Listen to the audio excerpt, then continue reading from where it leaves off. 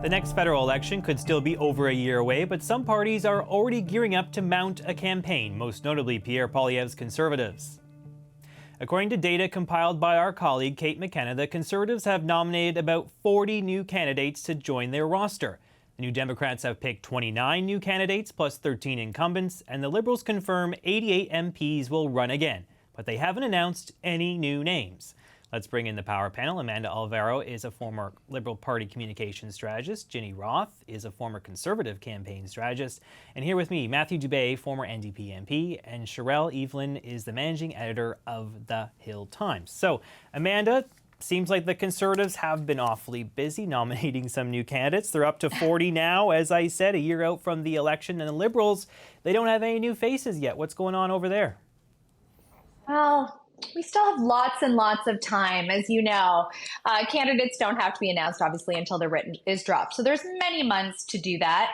The Liberal Party, I'm not sure if it's the same with other parties, but they do have quotas in place to make sure that there's enough door knocking and fundraising and donor recruitment that's done before a candidate can be named. So there's a process in place. And I don't think it's unusual that the Conservatives have so many candidates. They do have momentum. They're up in the polls. They're fundraising a lot. And that kind of momentum really does attract candidates. So that makes a lot of sense. But it hasn't been without its issues. Last week, one of their star candidates dropped out of the nomination race. Sabrina Maddow, as you'll recall, a former journalist. Huge, high-profile candidate, was really touted as like a big deal for the Conservative Party, a big get, and she left saying that there was too much corruption in the process.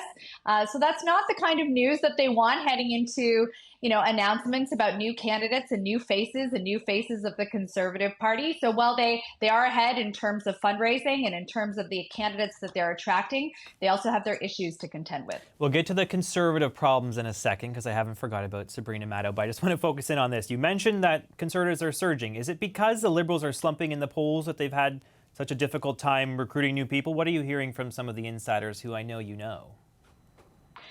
I don't think they're having trouble recruiting. I think actually to have most of your cabinet ministers say that they'll be returning, a lot of incumbents saying that they're coming back. And usually when you see polls slumping, that's a time when people will decide, maybe this isn't for me anymore, or I've done my time, or looks like the next election is going to be trying. So I think that that's actually a good indicator that cabinet ministers want to return, that incumbents want to return. And again, there's a lot of months. I think the party said today there's going to be a lot of announcements in the next couple of weeks and months. So you'll expect to see those new names and faces. Ginny, Amanda helpfully pointed out that Sabrina Maddow, there was some controversy around her nomination last week. We've also heard a similar story in other ridings, essentially the allegation being that the party has a preferred candidate in some of these races and that they're denying the grassroots a say in who is going to carry the Conservative banner. Do you think that this is much ado about nothing, or is it a possibility that some of these alleged backroom dealings could alienate some of the party members? Well, look, first let's take a step back and dwell a bit on the candidates that are flocking to the Conservatives and wanting to run under Pierre Poilievre's banner. I think along with the fundraising data point, it's like a pretty serious data point to look at not just the number of candidates who want to get nominated quickly and run for the Conservatives, but the diversity of them and the different sort of places that they're coming from.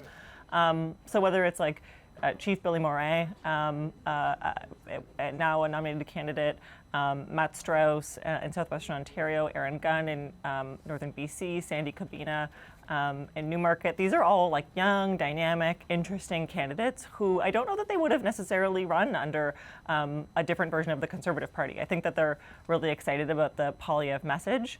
And the thing about the Conservative Party is we have a grassroots base and a process, and it can get really competitive at the riding level when people want to run in nominations.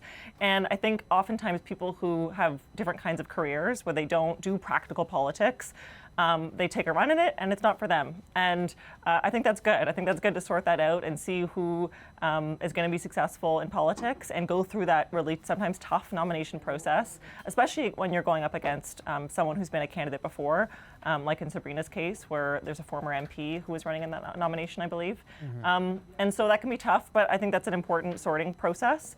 And whoever becomes the candidate in that riding, along with many other ridings, is going to form a really diverse group of people who ultimately, if things continue as they are in the polls, Pierre Poilievre is going to have a really embarrassment of riches when he endeavors to form a cabinet and bring some leaders in to fix the country. Yeah, I noticed in particular there's some strong candidates in urban areas of the country where the party has been, essentially decimated right over the last That's right. two Former campaigns. TTC chair in Toronto, in central Toronto, Karen Stens stepped up and as a nominated candidate. There's a lot of people coming forward in urban centres where the bullish Conservatives I expect to win those seats.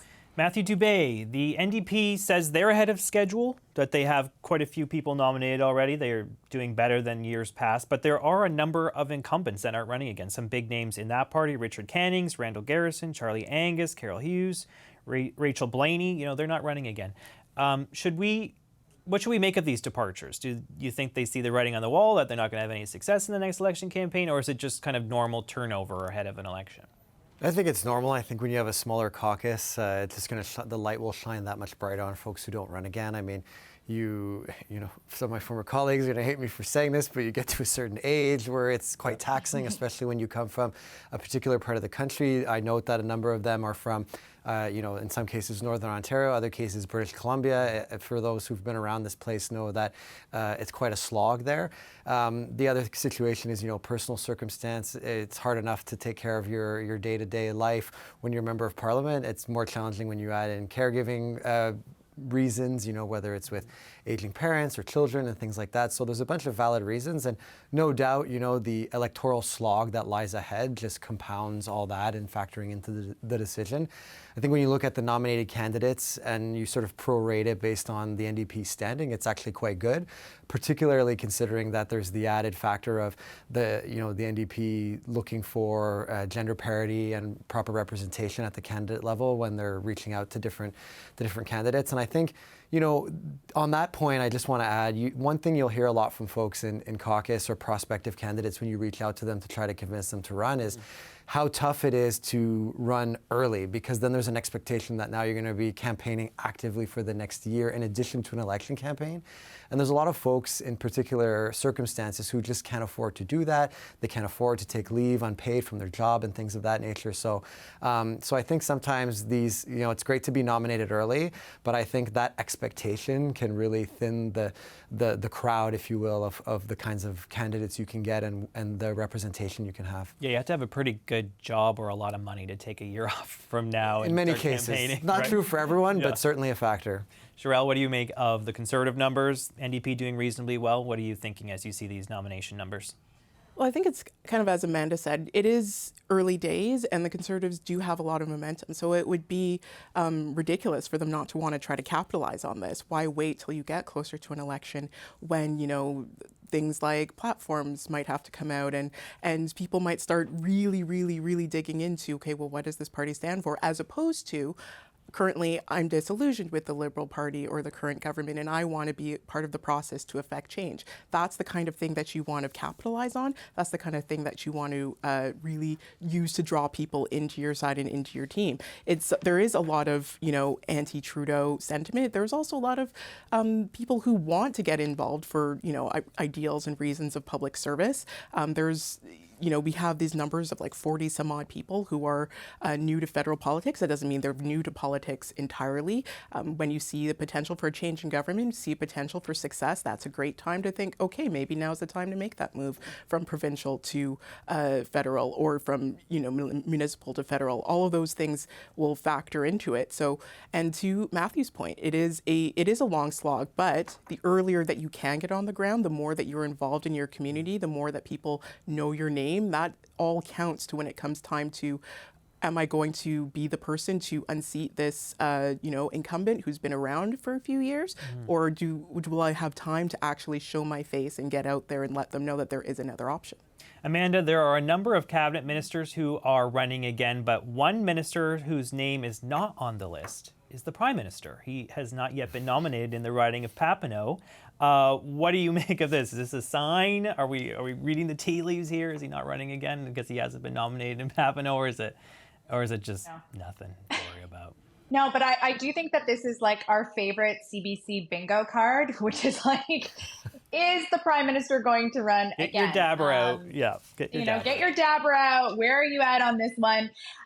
Yes, I think that he said over and over repeatedly that he is going to run again. So I don't think it's a sign of any of that. And again, I do think the fact that so many cabinet ministers have kind of put their name out there to say, I'm in it. We're in it to win it. We're in it for the haul, especially when the numbers aren't the numbers that the Liberal Party wants to see right now. I think that, to Matthew's point, when you start looking at like the slog ahead, preparing for an election, and also seeing numbers that don't reflect, the numbers that you would like to see heading into that election, that would be the time to maybe say, you know what?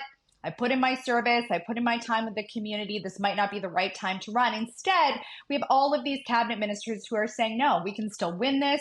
We believe in this. We believe in the ideas and the vision of the party. And we know that we have this runway ahead of us in order to make the case to Canadians. So I think that if there's a positive to take for the Liberal Party at this juncture, it's that they have, experienced incumbents, people who have won in election campaigns, who know how to run an election campaigns, and who are ready to put their name back on the ballot. Yeah, Ginny, a couple names that are not on the nomination list for the Liberals: Lawrence Macaulay, Goody Hutchings, and as I mentioned, the Prime Minister, Justin Trudeau, is not on that list yet either. I take it, though, the Conservatives, they want him to run again. You don't mind running against Justin Trudeau, do you? Yeah, I don't think that's the worst thing in the world. I think for the Conservatives, honestly, they're indifferent. If you get the Justin Trudeau, you get the devil you know, and if you get a new candidate, you get the devil you don't. When you hear Mark Carney talking about how suddenly he's questioning the carbon tax after years of being its greatest champion, maybe you do salivate over a new leader. I don't know. I think it changes every day. Matthew, it's not just the Prime Minister that people are kind of questioning their future. I was reading today an interesting op-ed from Ryan Painter, who's the former NDP's executive director, and he wrote an op-ed in The Hub saying that's really probably time for Jagmeet Singh to go, pointing to the party's weakness in Quebec, in the prairies, the party's birthplace. He says we should be doing well there, and now it's just an exclusively urban party. What's your take on Singh's future?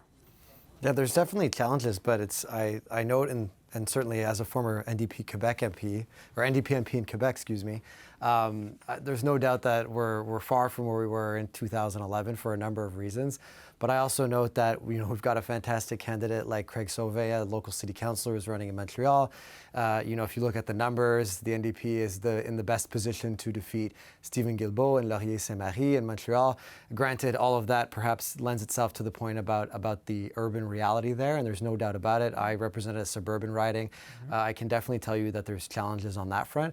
I think that'll be a question that needs to be raised, after the election. At the end of the day, I think all the work that Jagmeet has done working with the government and the supply and confidence agreement, I think deserves to, proper electoral scrutiny, if I can call it that way. And then also proper energy from the members to see how it panned out and what they're feeling on that.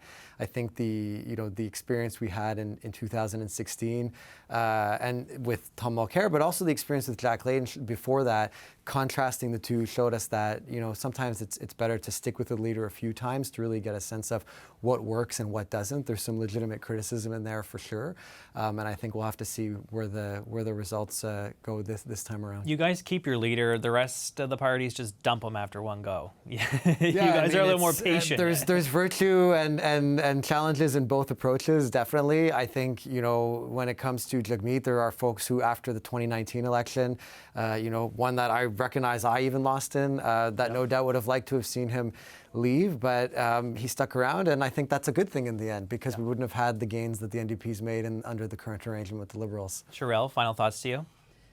Well, with all this talk of nominations, I mean, we do still, and then we're talking about the 2025 presumably general election, we do still have things like by-elections potentially to get in. Ahead of that, you have Toronto St. Paul, so people are also, attention is split as to, those races and what people are going to do there. There's also the issues about riding redistributions, and there's going to be more seats next time around, and there's a little bit of infighting there too, who gets to keep their seat when, the boundaries get redrawn. So there's all kinds of things that parties have to juggle right now. Yeah, those new boundaries are quite interesting. And if people at home want to know where you'll be, you should go online and look at the redistribution map, because you might be in a completely different riding than you thought you would be in the next election campaign, because there's been quite a bit of changes in Ontario in particular.